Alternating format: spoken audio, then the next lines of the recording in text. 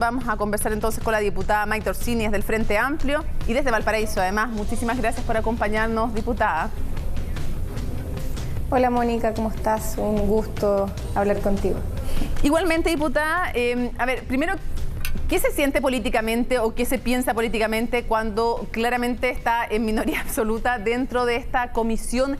¿Cree usted que puede ser algo que afecte el trabajo suyo, que lo haga un poco más complejo? Tenía que pensar que la tómbola iba a favorecer a la ministra, ¿o no, Mónica? Está buena la ironía. Pero, ya. Si bien yo soy de la idea de que acá más que el número lo que va a pesar son los argumentos. Porque recordemos que efectivamente la comisión envía un informe que es favorable o desfavorable a la acusación y recomienda a la sala, pero luego cada uno de los parlamentarios tenemos la posibilidad de argumentar en sala a nuestros colegas. Y esas hemos visto en otras acusaciones durante este periodo que han habido acusaciones de incluso más de una hora. Entonces, yo creo que más que la cantidad de parlamentarios ahí lo que va a pesar es el mérito de los argumentos. Diputada, ¿hay alguna posibilidad de que usted informara negativamente esta acusación? Por supuesto que la hay. A mí la Constitución y las leyes me han dado un mandato en esta oportunidad, que es ser garante de un proceso que sea representativo de todas las opiniones, de la diversidad de opiniones frente a la crisis que enfrentamos hoy día en materia de educación, crisis que evidentemente no es de responsabilidad exclusiva de esta ministra, sino que la venimos arrastrando desde hace muchísimos años, desde que en dictadura se entendió que la educación era un bien de mercado y no un derecho que debía garantizarse para todos y todas. Entonces, en ese sentido, como garante de ese proceso, yo estoy abierta a escuchar a quienes hoy día tienen una opinión desfavorable o distinta a la que tengo yo. Es evidente que yo tengo una posición el día de hoy. Yo leí la acusación, yo soy parte de un conglomerado que públicamente dio una posición frente a la acusación constitucional, pero estoy abierta a ser convencida de lo contrario por parte de quienes vayan a exponer a esa comisión.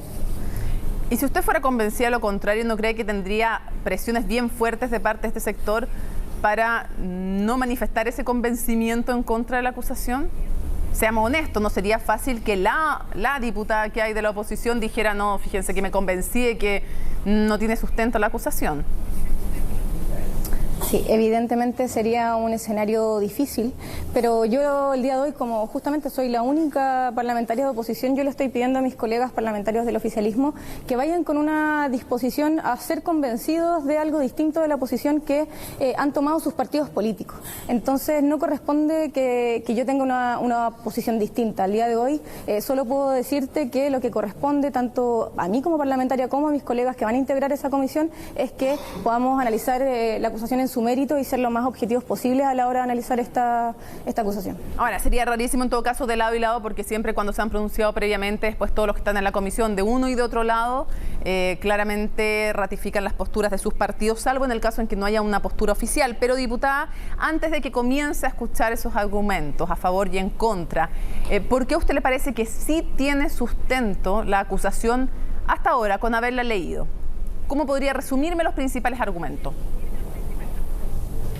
Mira, yo hoy día dentro de mi rol no puedo salirme del rol de revisora de esta acusación. Sin embargo, sí puedo darte una opinión jurídica como abogada. Evidentemente yo revisé la acusación y la acusación se basa en la infracción de leyes y de normas constitucionales o la no ejecución de estas.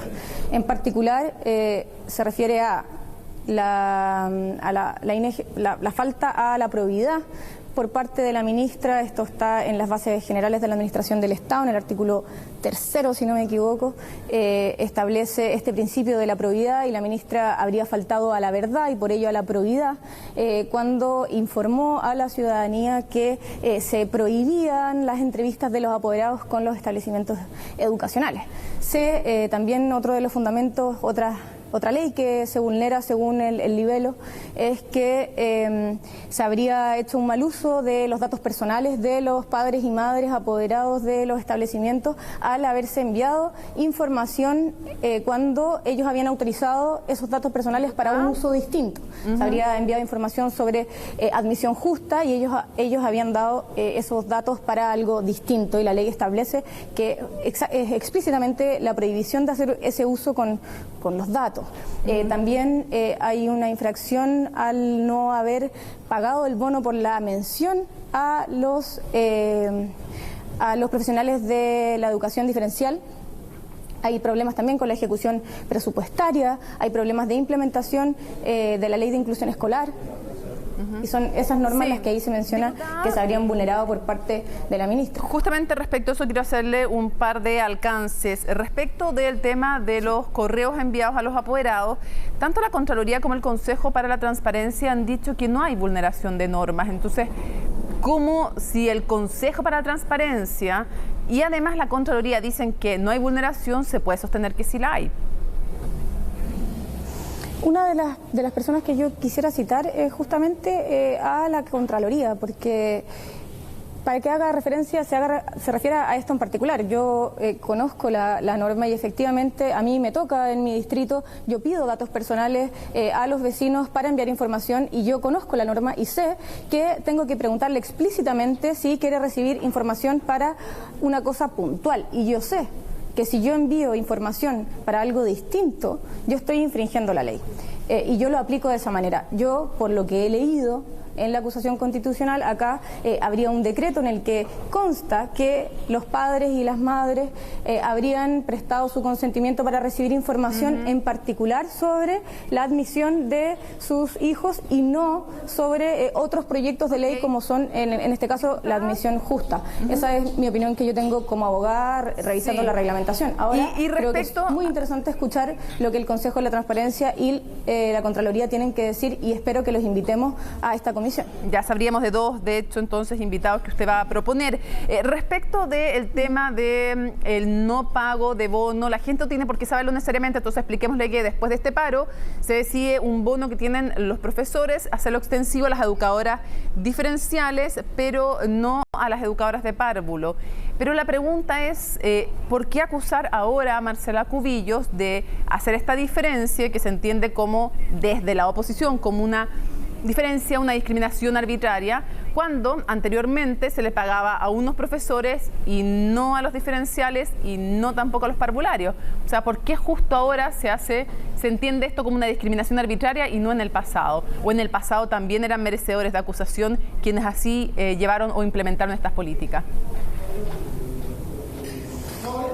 Es que, te insisto, a mí no me corresponde juzgar si la acusación hoy día es pertinente o no es pertinente.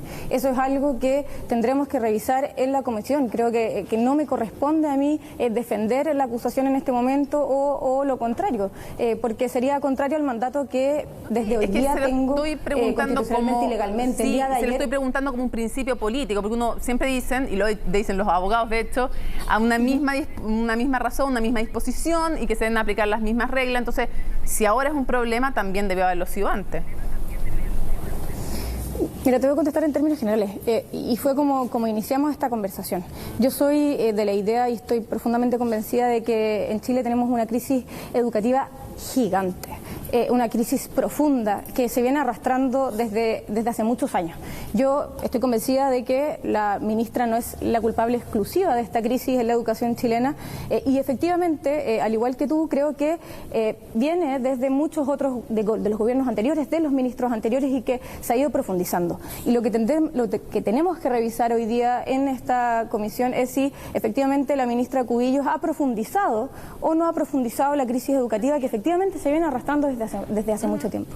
¿Qué respondería usted a las palabras de que no tiene que ver con esta acusación puntual, sino con el instrumento de las acusaciones constitucionales? El exministro de Educación, José Pablo Arellano, sostuvo aquí en Marca Registrada ayer que se había de alguna manera desvirtuado el instrumento de las acusaciones constitucionales para volverlo de alguna manera una herramienta de ataque político, que creía que en este caso también había un contenido profundamente político, pero no de acusación política como lo es la acusación constitucional, sino en el fondo de hacer un punto político, de infligir una derrota política. Y que esto se había hecho también con Harald Bayer y también con Jasna Proboste, que estaban mal usando esta herramienta. Sí, y yo quiero insistir en el punto anterior. No es casualidad que dos ministros de Educación, una ministra y un ministro de Educación en el 2008 y el 2013, hayan sido destituidos a través de esta herramienta y que hoy día esta herramienta se esté utilizando de nuevo en contra de un ministro de la misma cartera y que, en mi opinión, es probable que tenga un resultado similar, o podría ocurrir que hubiese un resultado similar.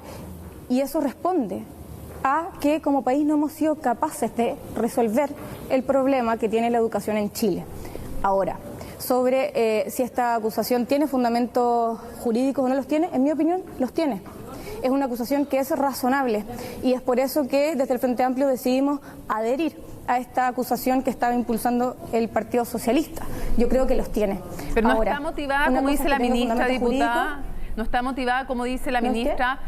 Si está motivada o no, como dice la ministra, ella acusa, dice, me están finalmente acusando a mí por intentar implementar una política que no les gusta y que está bien que no les guste porque es diferente a la del Partido Socialista, porque es la política que nosotros nos comprometimos, dice ella, a implementar.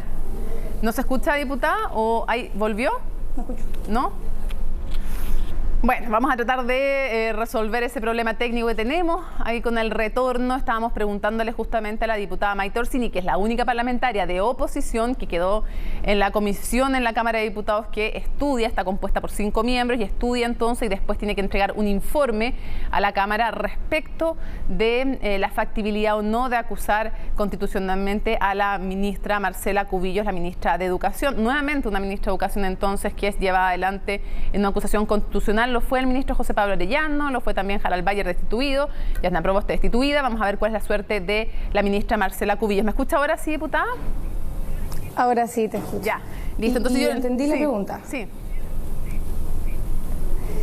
Mira, efectivamente no nos pisemos la capa entre superhéroes. Esta es una herramienta política. Los juicios jurídicos se hacen en los tribunales de justicia y esto evidentemente es un juicio político. Sin embargo, eso no quiere decir que el juicio político que se hace en esta Cámara y en el Senado tenga o no fundamentos jurídicos. Yo creo que una decisión puramente política es rechazar el proyecto de admisión justa. Y eso fue lo que hicimos frente a y esa fue la decisión política que tomamos frente a esa actitud de la ministra de presentar este proyecto de ley. Acá esto es algo distinto. Acá nosotros aprobamos democráticamente, políticamente, en esta Cámara una modificación sustancial a nuestro sistema educativo y pareciera que a esta ministra, que evidentemente no le gusta, ha hecho todo lo posible porque esta ley no sea aplicada y que no tengamos la educación pública que decidimos tener democráticamente en este Congreso. Y eso es un abandono de deberes, eso es una infracción a la ley que fue aprobada democráticamente y si bien es un juicio político, tiene un fundamento jurídico que es que se han infringido las leyes y se ha infringido la Constitución. Quiero llevarle a otro tema antes que se nos acabe el tiempo. Quiero preguntarle por el rechazo de la intendenta Carla Rubilar a la realización de este festival por las 40 horas, que era para impulsar de alguna manera o manifestar el apoyo de quienes así lo sostienen a el proyecto de ley que pretende rebajar de 45 a 40 horas la jornada laboral semanal. ¿Qué le parece el rechazo de la intendenta, que ella dice lo funda en razones técnicas? Sí, a mí me parece lamentable este bloqueo por parte del oficialismo a el proyecto 40 horas que tanto apoyo ciudadano ha sido manifestado. Yo creo que la verdad no me convence el argumento de que sean solamente decisiones técnicas. Yo revisé algunas de ellas, pude ver que, por ejemplo, una decisión era que no se podía cortar la calle. Sin embargo, los domingos se corta esas mismas calles todos los días para que se pueda hacer deporte, para andar en bicicleta, para andar en patines. Entonces, ¿por qué se puede hacer todos los domingos, cortar las calles, y en particular no se puede hacer lo mismo para esta actividad en particular. La verdad es que las razones técnicas a mí me parecen que son más bien justificaciones para esconder una decisión política de bloquear el crecimiento del apoyo ciudadano a este proyecto de ley. ¿Y usted cree que esa decisión política viene de la moneda o viene de la propia intendenta, influida por las críticas que recibió por la reunión que tuvo para conversar el tema de la realización de este festival con las diputadas Vallejo y Cariola? Con la foto con la sonrisa. Sí, recuerdo la foto.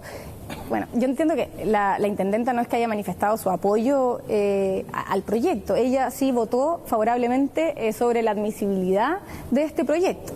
Y me imagino que fue sobre eso lo que fueron a hablar las diputadas, y creo que se tergiversó un poco el sentido de esta reunión, y que evidentemente ella puede sentir la necesidad de hacer una señal en contrario para que no exista la sensación en la ciudadanía de que ella está desmarcándose de la decisión del gobierno de rechazar este proyecto de ley. Creo que algo puede tener de eso también. Sin embargo, creo que es un poquito más grande que eso, y que efectivamente hay una orden de partidos, de conglomerados, de frenar todo tipo de actividades que promuevan este proyecto de ley, que cada día tiene más aprobación ciudadana. Y es evidente que un festival que tiene más de 30 artistas nacionales tremendamente reconocidos por la ciudadanía, probablemente hagan que muchísima gente vaya a este festival, y eso evidentemente es una forma de presión también a los parlamentarios que tenemos que votar en la sala, recordemos en algunas semanas, este proyecto de ley.